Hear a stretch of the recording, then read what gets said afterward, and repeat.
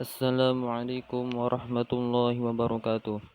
Perkenalkan, nama saya Ahmad Syafiqul Umam. Saya dari kelompok 4 akan mempresentasikan hasil makalah mengenai sholat, zikir, dan doa yang telah kami buat dan kami susun guna memenuhi tugas mata kuliah ilmu tafsir ahkami yang diampu dan dibimbing oleh Bapak Muhammad Mas'ud MWD.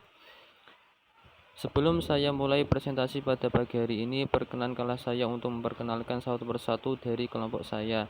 Yang pertama ialah saya sendiri bernama Ahmad Syafiqul Umam dengan NIM 20101100007. Yang kedua Mbak Ika Maulidatul Alfi dengan NIM 20101100008. Dan yang ketiga ialah Mbak Alfi Ziyadatul Khairiyah dengan NIM 20101100018. Baik, saya akan memulai presentasi pada pagi hari ini. Yang pertama ialah pendahuluan. Latar belakang yang melatar belakangi munculnya sholat, zikir, dan doa. Yang pertama ialah sholat. Sholat merupakan rukun Islam yang kedua setelah syahadat, kemudian dilanjutkan zakat, puasa, dan yang terakhir ialah haji. Sholat pertama kali diberitakan oleh Allah SWT setelah adanya peristiwa Isra Mi'raj yang dialami oleh Nabi Muhammad SAW pada tahun pertama sebelum Hijriah, yaitu antara tahun 620 sampai 621 Masehi. Menurut mayoritas ulama, sedangkan menurut Al-Masurfuri, Isra Mi'raj terjadi pada malam 27 Rajab tahun ke-10 kenabian, dan inilah pendapat yang populer. Selanjutnya zikir. Zikir adalah suatu ibadah yang sangat dianjurkan oleh Rasulullah SAW, karena zikir adalah obat dari penyakit-penyakit yang ada pada hati manusia. Oleh karenanya, dengan berzikir, maka hati akan merasakan ketenangan dan kedamaian. Dan zikir yang paling utama adalah dengan mengucapkan kalimat tahlil, sesuai sabda Nabi, yaitu afdhalu zikri la ilaha illallah. Artinya, lebih utama-utamanya zikir adalah mengucapkan lafaz la ilaha illallah, tiada Tuhan selain Allah. Doa adalah permohonan kepada Allah yang disertai kerendahan hati untuk mendapatkan suatu kebaikan dan kemaslahatan yang berada di sisinya. Sedangkan pengertian doa secara syar'i yang sebenarnya ialah sikap khusyuk atau rendah hati dan tadarru atau rendah diri dalam menghadapkan diri kepadanya, yang merupakan hakikat pernyataan seorang hamba yang sedang mengharapkan tercapainya sesuatu yang dimohonkan. Kemudian yang B, rumusan masalah. Setelah kita mengetahui latar belakang dari munculnya sholat, zikir, dan doa tersebut, maka muncullah suatu masalah. Yang pertama ialah apa pengertian dari sholat, zikir, dan doa itu. Yang kedua, apa hakikat dan apa saja nama lain dari sholat itu. Yang ketiga, bagaimana nilainya sholat itu. Yang keempat, bagaimana zikir menurut Al-Quran, hadis, dan pendapat para ulama. Yang kelima, apa fungsi zikir dan doa itu. Dan yang keenam, apa macam-macam doa dan bentuk zikir dan doa itu. Selanjutnya, tujuan penulisan.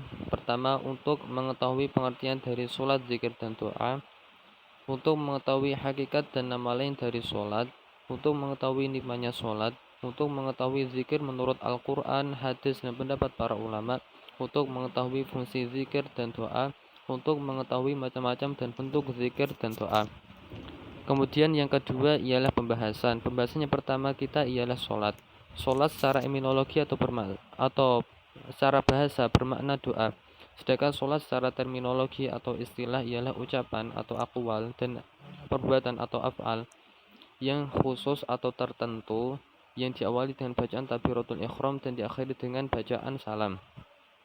Sholat yang diwajibkan oleh Allah SWT yang hukumnya fardhu ain itu ada 5 dalam sehari semalam, yaitu zuhur, asar, maghrib, isya, dan subuh. Pernyataan tersebut sejalan dengan firman Allah Quran surat Al-Isra ayat 78. Bismillahirrahmanirrahim. Aqimis sholata liduluki syamsi ila ghusaqil laili wa qur'anal fajri inna qur'anal fajri kana masyhuda. Arti jalalinnya, maksudnya arti disertai dengan penjelasan dalam kitab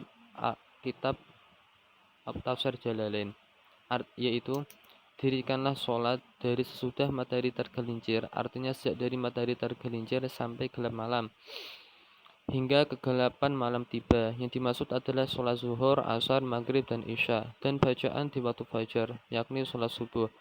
Sesungguhnya bacaan di waktu fajar atau sholat subuh itu disaksikan oleh malaikat-malaikat yang berjaga pada malam hari dan malaikat-malaikat yang berjaga pada siang hari. Kemudian hakikat sholat. Imam Ibnu Qayyim berkata, tidak diragukan lagi bahwa sholat adalah puncak kenikmatan para pencinta Allah, kenikmatan ruh orang-orang yang mengesahkan Allah, dan barometer keadaan orang-orang yang benar, serta timbangan keadaan orang-orang yang berjalan menuju Allah. Kemudian sholat merupakan rahmat Allah yang diberikan kepada hamba-hambanya, artinya Allah memberi mereka petunjuk untuk melaksanakan sholat dan diberitahukan kepada mereka bahwa sholat adalah rahmat bagi mereka dan penghormatan bagi mereka agar mereka mendapatkan keutamaan, kemuliaan, dan kemenangan yang dapat mendekatkan mereka kepada Allah. Selanjutnya ialah nikmatnya sholat. Orang yang telah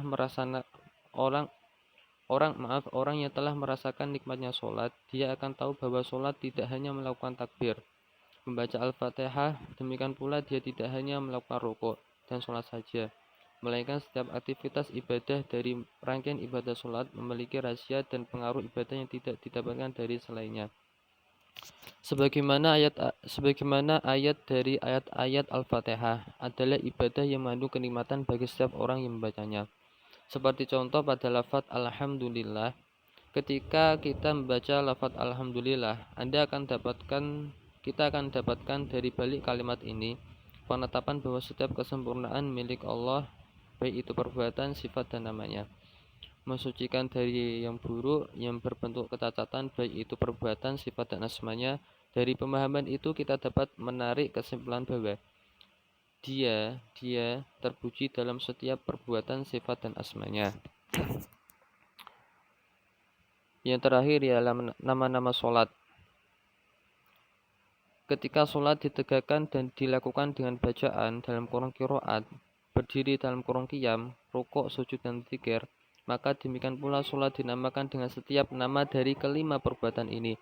Seperti contoh pada rukuk, sholat juga dinamakan Sholat juga dinamakan rukuk sebagaimana yang dinyatakan dalam firman Allah Subhanahu wa taala, "Wa aqimus sholata wa atuz zakata warka'u ma'ar-raki'in." Yang artinya, dan dirikanlah sholat, tunaikanlah zakat, dan rukuklah. Kemudian pembahasan yang kedua kita ialah zikir. Zikir ditinjau dari segi bahasa atau lugatan adalah mengingat, sedangkan zikir secara istilah adalah membasuh lidah dengan ucapan-ucapan pujian kepada Allah. Secara etimologi, zikir berasal dari kata zakaro, berarti menyebut, mensucikan, menggabungkan, menjaga, mengerti, mempelajari, dan memberi nasihat. Oleh karena itu, zikir berarti mensucikan dan mengagungkan, juga dapat diartikan menyebut dan mengucapkan nama Allah, atau menjaga dalam ingatan, dalam kurung mengingat. Zikir dalam Al-Quran. Dalam Al-Quran, kata zikir disebut sebanyak 267 kali dengan berbagai bentuk kata. Di antaranya bermakna mengingat Allah dalam arti menghadirkan dalam hati, seperti contoh Bismillahirrahmanirrahim, Innani anallahu la ilaha illa ana fa'budni wa qimis sholata li zikri. Dalam penggalan ayat ini kita dapat menggarisbawahi pada lafaz li zikri yang sebagai patokan. Kemudian zikir dalam hadis. Perintah zikir juga terdapat dalam beberapa hadis Nabi. Dalam hadis Qudsi, Allah SWT berfirman, "Aku akan menyertai hambaku ketika berzikir kepadaku dan ketika bibirnya menyebut namaku." Pada hadis lain Rasulullah bersabda, "Barang siapa yang ingin selalu berjalan-jalan di taman surga, hendaklah dia memperbanyak zikir kepada Allah Azza wa Jalla." Selanjutnya zikir menurut pendapat para ulama. Menurut pendapat Imam Al-Ghazali, zikir untuk mendapatkan ilmu ma'rifat didasarkan atas argumentasi peranan zikir itu sendiri bagi hati. Bahwa hati manusia itu tak ubahnya seperti kolam yang di dalamnya mengalir bermacam-macam air. Imam Athaillah Al-Iskandari mengatakan bahwa zikir menurut ajaran Thariqat harus dilakukan menurut penglihatan hati atau batin dan timbul dari pemikiran yang paling dalam. Kemudian fungsi zikir. Menurut Sholeh bin Ghanim As-Sandalan antara lain, pertama mengusir, mengalahkan dan menghancurkan setan, menghilangkan rasa susah dan kegelisahan hati, membuat hati menjadi senang, gembira, dan tenang. Selanjutnya bentuk-bentuk zikir. Menurut Ibnu Athaillah, seorang sufi yang menulis kitab Al-Hikam dalam kurung kata-kata hikmah, membagi zikir atas 3 bagian. Yang pertama zikir jali atau dalam kurung zikir jelas atau nyata. Kemudian zikir khafi dalam kurung zikir samar-samar. Terus yang terakhir zikir hakiki dalam kurung zikir sebenar-benarnya. Selanjutnya pembahasan yang ketiga ialah doa. Doa atau prayer dapat diartikan sebagai kegiatan yang menggunakan kata-kata, baik secara terbuka bersama-sama atau secara pribadi, untuk mengajukan permohonan kepada Tuhan. Oleh karenanya, pengertian dari doa adalah permohonan kepada Allah yang disertai kerendahan hati untuk mendapatkan suatu kebaikan dan kemaslahatan yang berada di sisinya. Fungsi doa dalam Islam, doa dapat dipahami dalam 3 fungsi, yakni pertama sebagai ungkapan syukur, kedua sebagai ungkapan penyesalan yaitu pengakuan atas penyimpangan dari ketentuan Tuhan, ketiga sebagai permohonan yaitu harapan akan terpenuhinya kebutuhan dan dilengkapinya kekurangan dalam rangka mengabdi kepada Tuhan. Selanjutnya macam-macam dan bentuk doa. Ditinjau dari maknanya, doa dibagi menjadi 2. Yang pertama adalah doa mahmudah, yang kedua adalah doa mazmumah fasidah. Yang pertama ialah doa mahmudah, yakni doa yang kandungannya adalah segala sesuatu yang telah diajarkan oleh Nabi Muhammad SAW melalui hadis-hadisnya, atau segala hal yang berkaitan dengan nilai kebenaran menurut syariat Islam, baik yang dibawa Nabi Muhammad SAW maupun yang dibawa oleh nabi-nabi yang sebelumnya, serta semua pengharapan akan kebaikan yang diperoleh oleh agama,